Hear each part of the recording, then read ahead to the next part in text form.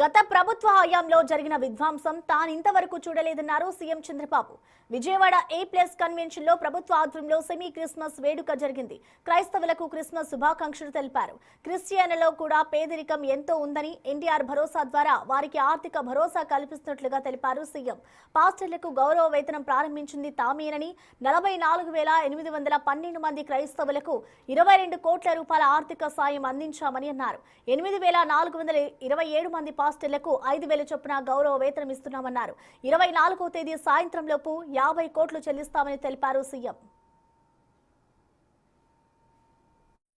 అన్నదాత సుఖీభవ, రైతు సంక్షేమం కోసం శ్రీ శక్తి ఆడబిడ్డలు తిరగాలంటే స్వేచ్ఛగా ఎక్కడ తిరిగినా ఏమాత్రం కూడా ఇబ్బంది లేకుండా చేయడం కోసం ఉచిత రవాణా సౌకర్యం ఏర్పాటు చేశాం.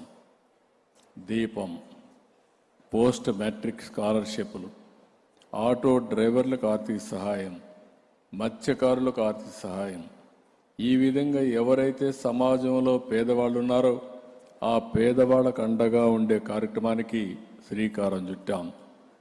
పాస్టర్లకు కూడా గౌరవ వేతనం ఇచ్చింది, ఆ రోజు ప్రారంభించింది నేను.